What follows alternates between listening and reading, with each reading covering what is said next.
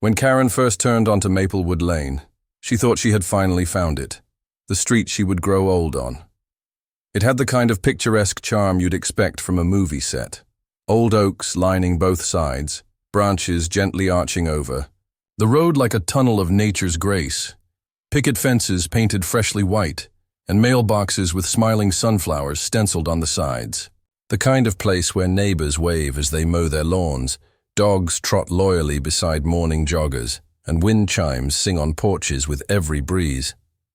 Her house, a tidy two-story colonial with pale yellow siding and navy blue shutters, had just enough character to feel lived in, but not worn down. The front yard was smaller than she imagined, but the flower beds were eager for marigolds, and the kitchen window looked out over the backyard, where she could envision a small herb garden, and maybe even a swing hanging from the old elm. But the driveway, snapped her fantasy in two like a brittle branch. It was narrow, made of aging concrete, and etched with a delicate network of cracks. Not the sort of dramatic potholes you might find in a city alleyway, but subtle, creeping fractures that spiderwebbed across the surface like fine lines around tired eyes. They weren't dangerous, but they were there, obvious, unavoidable. On move-in day, she stood staring down at them, one hand shielding her eyes from the afternoon sun, the other holding a box labeled kitchen. She didn't say anything, not to the movers who grunted behind her, nor to the neighbor across the street who had paused his leaf blowing to offer a tentative wave. But inside she winced. Something about the cracks bothered her on a deeper level. They weren't just signs of wear. They were signs of time passing without care, as though the house itself had grown tired of being noticed. Karen was not a woman who ignored flaws. She had been a high school biology teacher for 27 years, and she could spot a misaligned chart or a typo on a test from across the room. She matched her socks to her scarves.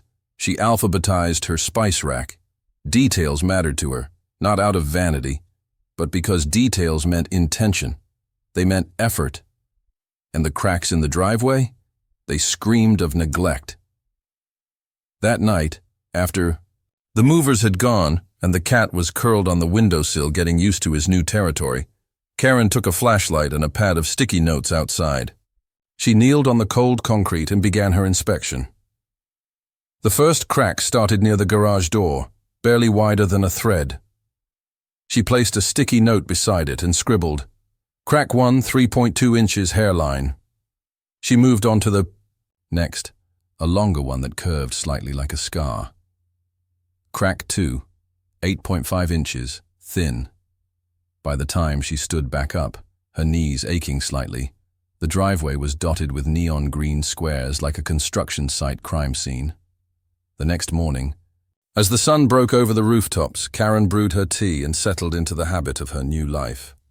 She made a list: change address at the post office, meet the trash pickup schedule, buy new shelf liners. But the driveway lingered in the back of her mind like a word on the tip of her tongue. It was a blemish on the otherwise charming canvas she'd envisioned. As she was planting her first row of gardenias that afternoon, the woman from next door approached. She was tall and effortlessly polished, with silver-streaked hair tied into a purposeful ponytail and a golden retriever at her heel. She introduced herself as Donna, and within 5 minutes Karen had learned that she was on the HOA board, hosted the annual street potluck, and had lived on Maplewood Lane for 17 years. Donna's gaze drifted over to the driveway. "Still settling in, I see," she said with a warm, rehearsed smile. "If you ever need recommendations for a good concrete guy, let me know. Mine keeps everything looking like new." Karen glanced at Donna's driveway. It was pristine, jet black, wide, without a single mark. The kind of driveway that almost dared the world to try cracking it. She nodded politely, even smiled, but something in her tightened. The way Donna said it, like she was offering help, but also a hint of judgment beneath the politeness. Karen knew that tone.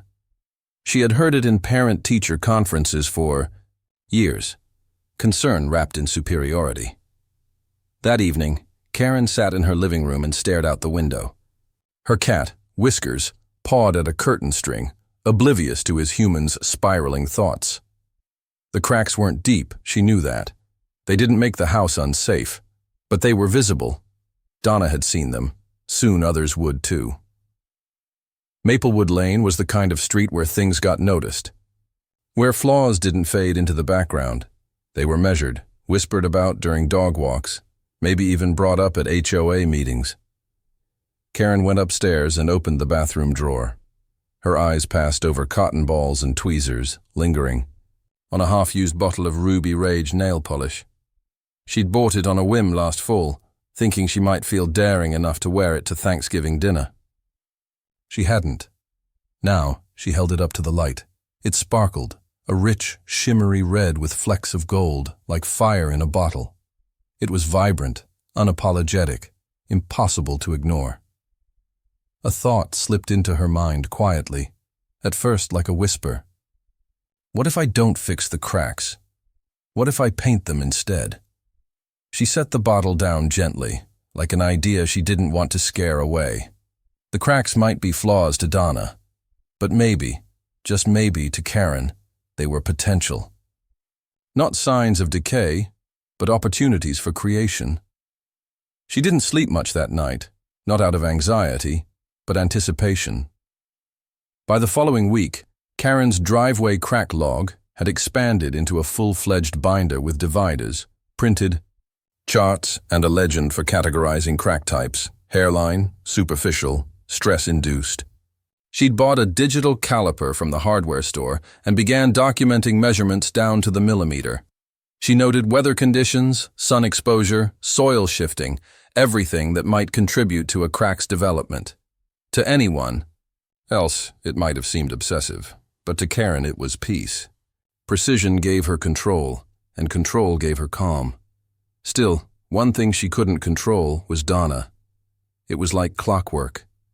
Every morning at 8:12 a.m., Donna would stroll past Karen's front yard with her golden retriever, Duke.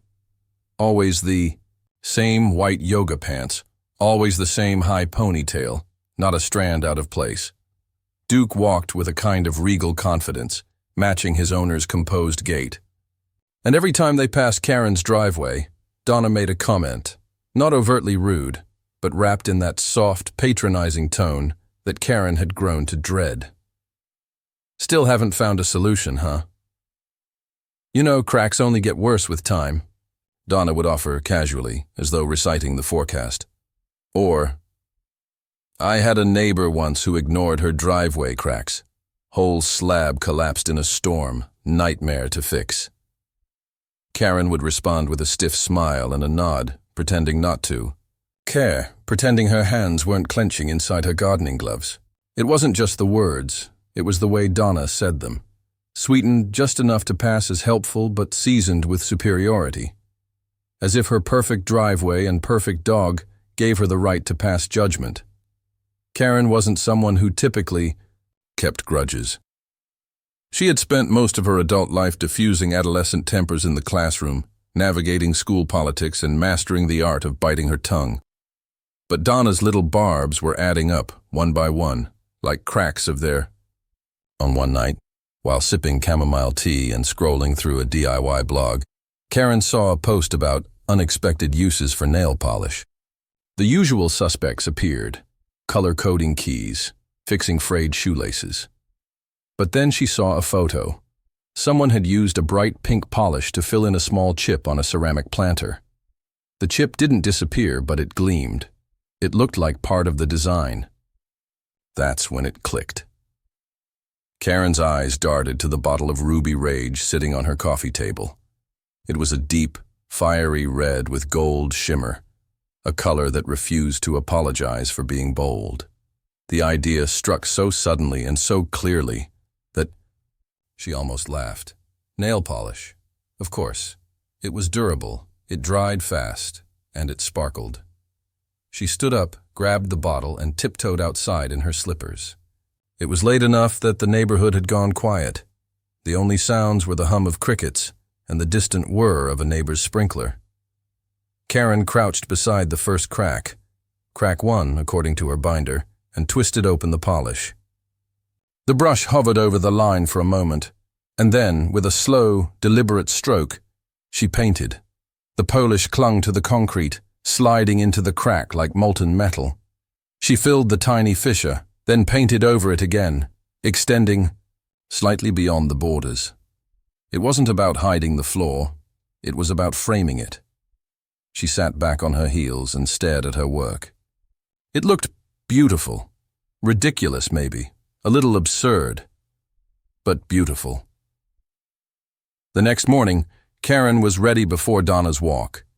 She sat on the porch, coffee mug in hand, as Duke came bounding past. Donna slowed, her eyes falling instantly on the shimmering line etched across the driveway. "Is that nail polish?" she asked, brow raised. Karen took a slow sip of her coffee. "Art," she said simply. "Cracked elegance. I'm embracing imperfection. You know, wabi-sabi."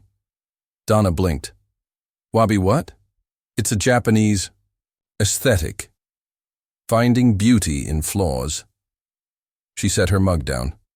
"Of course, not everyone gets it." Donna's smile tightened a notch.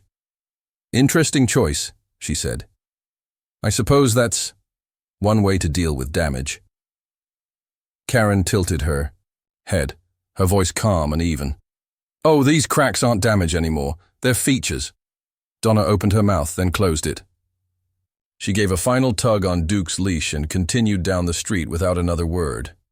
Karen watched her go, a slow, satisfied smile spreading across her face. She hadn't just painted over the cracks. She had turned them into something intentional, something bold and personal. It wasn't about pretending they weren't there, it was about owning them, transforming what someone else saw as a flaw into something uniquely hers. That evening, she did 2 more cracks. Ruby Rage again, but this time she experimented with brush strokes, making one section wavy like a river, another sharp like lightning. She realized, standing there with polish in one hand and a flashlight in the other, that the driveway was no longer just a slab of aging concrete.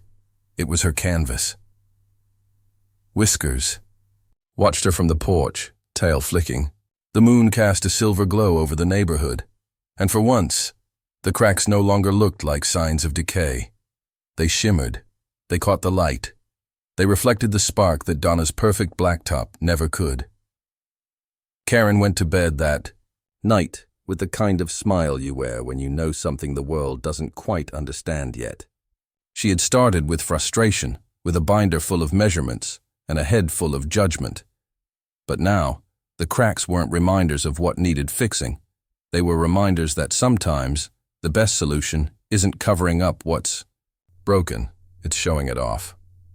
The next few mornings passed with a buzz of energy that Karen hadn't felt in years. She woke up before her alarm, brewed her favorite cinnamon chai, and pulled on her gardening jeans and an old hoodie she didn't mind staining. Her new ritual began around sunrise when the air still held a faint chill and the neighborhood was quiet. She'd gather her supplies, nail polish remover for mistakes, Q-tips for precision, and her growing collection of vibrant nail polish bottles. Though Ruby Rage was still her signature, she'd added 2 more colors to her arsenal: Sapphire, Flash and Gold Dust Storm. By the end of the week, 5 more cracks had been transformed. What once looked like wear and tear now resembled a network of abstract patterns across the driveway: ribbons of red, accents of glittering gold, dashes of sapphire that shimmered under the sun like tiny rivers of lava and light. Each crack had a different energy. One slashed boldly toward the edge of the driveway like a lightning bolt frozen in time. Another curved delicately, weaving between concrete patches like the trail of a brushstroke on canvas. Karen had no formal training in art, but that didn't matter. Her instincts guided her. The way the light caught on the polish, the way the colors complemented each other. She wasn't just painting. She was reclaiming space, transforming a flaw into a form of self-expression. Neighbors started noticing. Kids next door, usually glued to their tablets, paused their scooter races to crouch beside the driveway and trace the shimmering lines with their fingers. "Cool," one of them said. "Is it magic?" Karen had just finished painting a swirl of silver smoke into a particularly jagged crack. She smiled. "Not magic, just creativity." Their mother walked over a few minutes later, coffee in hand, a curious look on her face. "I have to admit," she said, "I didn't know what you were doing at first, but this is kind of amazing." Karen, sitting cross-legged on the pavement with polished bottles scattered around her like a jeweler's toolkit, looked up and gave a modest shrug. "Just trying something new. Who says driveways have to be boring?" The next day, Donna walked by again. Same ponytail, same gleaming yoga pants, same deliberate pace, but this time, her eyes lingered a little longer. "Karen," she said with a half-laugh, "people are talking about your project." Karen capped a bottle of electric plum and stood up. "Are they?" "Well, art tends to spark conversation." Donna tilted her head, her tone light but tinged with something else. Disapproval, perhaps, or maybe confusion. "It's certainly unconventional." "Thank you," Karen replied, brushing dust from her knees. "That's the goal." Donna opened her mouth as if to say more, but seemed to think better of it. She gave a nod that might have been polite or dismissive. It was hard to tell, and continued her walk. Duke paused briefly, sniffing at one of the sparkling cracks, before bounding after her. Karen chuckled under her breath. She had expected resistance, maybe even complaints. But instead, she was getting attention, and not the critical kind, the artistic kind, the curious kind. It really started to snowball on Friday morning. A car she didn't recognize slowed as it passed. The driver, a woman in her 30s with oversized sunglasses and a phone in one hand, rolled down her window. "Hey," she called out. "I saw a post about your driveway on the neighborhood Facebook group. Is it okay if I take a photo?" Karen blinked. "Sure." The woman grinned, parked across the street, and proceeded to take a dozen shots from various angles. "This is seriously cool," she said. "You should make an Instagram account for it. People would love this." Karen didn't have an Instagram, but that night she Googled how to make one. By Saturday, she had posted her first photo, a close-up of Crack 4, now painted in an ombre blend of ruby rage and sapphire flash. She called the piece Seismic Sunset. Within a few hours, strangers started liking the post, commenting, sharing. Her follower count ticked up steadily, and someone tagged a local lifestyle blogger who specialized in quirky suburban art projects. On Sunday morning, the blogger showed up in person. Her name was Talia, and she wore a wide-brimmed hat and ankle boots that somehow looked expensive and muddy at the same time. She introduced herself with a big smile and asked if she could record a short interview. Karen hesitated. She hadn't put on makeup, and her hoodie had a smudge of polish on the sleeve. But something in her said yes. So she stood in front of her driveway, explaining her philosophy. "I started this because I was tired of looking at damage and feeling powerless. I figured, if I can't fix the cracks, I might as well make them beautiful. Turn them into something worth looking at." Talia beamed. "That's so inspiring. We need more of this, people taking the ordinary and making it extraordinary." By the time Talia left, Karen's Instagram had quadrupled in followers. People started messaging her for tips. What brands of polish worked best? Did she clean the cracks before painting? Would this technique work on bricks? Someone even asked if she sold custom-painted driveway stones. Another offered to fly her out to Nevada to do a few strips on their front path. Karen laughed at the absurdity of it all. Just 2 weeks ago, she'd been measuring cracks in silence, fueled by frustration and a quiet longing to be understood. Now she was being celebrated for the very thing that had once made her feel self-conscious. That evening, she stood at the edge of her driveway, taking it all in. The reds, blues, silvers, and golds gleamed under the amber light of the setting sun. It looked like veins of precious metal running through a forgotten monument. Whiskers sat beside her, tail flicking. Karen reached down and scratched him behind the ears. "We did all right, didn't we?" The cat purred in agreement, or maybe just hunger. But either way, Karen felt a rare kind of satisfaction. Not the kind that came from praise or attention, but the kind that came from doing something that felt deeply, unmistakably right. For the first time since moving to Maplewood Lane, she felt like her home truly reflected her. Not because it was flawless, but because it was hers. Cracks and all. The air on Maplewood Lane had shifted. A week after her interview went live, Karen's driveway had become something of a quiet sensation. People she had never met slowed down as they drove by. Joggers paused longer than usual. Children from the next block came on scooters just to see the sparkle cracks. And Karen, who had once been content to blend in, found herself becoming the unlikely talk of the neighborhood. It wasn't exactly fame, not the kind that came with flashing lights or autographs, but it was something real, something warmer. Her neighbors began stopping by more frequently, not just to comment on the driveway, but to chat, to ask questions, to share stories. Even the stern older man down the street, Mr. Hanson, who had once filed an HOA complaint because someone left a holiday wreath up past January, walked over one morning with a cup of black coffee and simply said, "It's bold, I like it." But the most surprising change came from Donna. For days, she had maintained a cool distance. No more snide remarks, but no compliments either. Just a neutral smile, a short nod. Karen suspected she was wrestling with her own sense of control. After all, Donna had always been the unspoken, standard bearer of the street. Her lawn was the greenest. Her porch plants bloomed on schedule.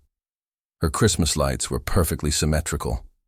She'd built her image on perfection, and then along came Karen, quirky, deliberate Karen, with her cracked driveway and a bottle of nail polish, turning flaws into a spectacle. But people admired it. Not just admired it. They loved it, and A crisp Saturday morning, as Karen was putting the finishing touches on a new piece she'd named Molten Creek, a blend of teal and copper that flowed through a long, jagged crack, she heard footsteps. "Karen," Donna said. No preamble. No wave. Karen straightened up, paintbrush in hand. She'd upgraded from the tiny nail polish brush to a more suitable artist's tool. "Good morning, Donna." There was an awkward pause. Donna looked down at the glimmering crack, her hands clasped in front of her like a schoolgirl who'd been called to the principal's office. "I've been thinking," Donna began slowly, "about my patio. There's a crack near the base of the fountain. It's been bothering me for months." Karen nodded, waiting. Donna let out a breath. "Would you consider helping me do something like this? Not exactly the same. Maybe more subtle, but inspired by it." It was the last thing Karen had expected. She blinked, then smiled. "Of course, I'd love to." Donna looked relieved, but not just because she had asked. She looked like a woman who had finally given herself permission to not be perfect. Karen had seen that expression before, in students who had failed a test, but decided to try again. In friends who admitted they didn't have it all figured out. It was the face of surrender, but not defeat. The kind that said, "I can let go now." Over the next few days, they worked on Donna's patio together. The crack was short, a diagonal line beneath the fountain that caught the morning sun. Karen brought a mix of pewter gray polish with a hint of lilac shimmer, understated, elegant. Donna chose a soft champagne color for accents. As they painted, they talked, not about HOA bylaws or lawn maintenance, but about deeper things. Donna confessed she had once dreamed of being a landscape architect, but gave it up to raise her kids and manage the household. Karen shared stories from her teaching days, from lab mishaps to heartfelt thank you notes slipped under her door. By the end of the project, Donna had taken the brush in her own hand. She painted the final curve herself, tongue slightly poking. out in concentration, like a child focused on coloring inside the lines. When they finished, Donna stepped back and exhaled. "It's not perfect," she said. Karen nodded. "That's why it's beautiful." From then on, something shifted between them. Their interactions softened. Donna even began waving first during her walks with Duke, and the subtle champagne shimmer beneath her fountain. She pointed it out to guests with a quiet pride that Karen recognized. Not arrogance, ownership. Karen continued her driveway project, but now it was more than just art. It was a movement. She got emails from people in other cities asking how to start similar projects. A local journalist did a feature on her, calling her the Crack Whisperer. A nearby retirement home invited her to host a workshop. She taught 6 elderly residents how to turn sidewalk imperfections into glowing lines of story and color. Even Whiskers seemed to understand something had changed. He now sat patiently each morning as Karen packed her little artist's kit and stepped outside, ready to turn another scar into a signature. The final crack, crack 17, was the longest, curving almost the entire length of the driveway. Karen saved it for last. She mixed her colors carefully, a base of ruby rage, streaks of sapphire flash, swirls of gold dust storm, and flecks of obsidian black for contrast. As she painted, she thought of every little moment that led her here, the frustration, the judgment, the laughter, the interviews, the compliments from children, the shared silence with Donna. It took her 2 hours. When it was finished, she sat back on her heels, wiped a smudge from her cheek, and smiled. Crack 17 wasn't just the longest. It was the most complex, the most layered. It shimmered in the sunlight like a molten river, unpredictable and proud. That evening, the entire street seemed to glow with a quiet calm. The sun dipped below the rooftops, casting gold on the oaks, and the wind carried the faint sound of wind chimes from someone's porch. Karen stood at the edge of her driveway, arms crossed, watching the light play across her work. A car rolled by slowly. A teenager leaned out the window, phone in hand. "You're the sparkle crack lady," he called with a grin. Karen laughed. "Guess I am." And she was fine with that. More than fine. She felt seen. Not for fitting in, not for staying quiet or perfect or clean, but for coloring outside the lines, for finding art in the fracture. As twilight settled, Whiskers curled up beside her feet. The driveway shimmered like a constellation laid flat. On the earth, each crack a star in the story of her life, not hidden, not erased, celebrated.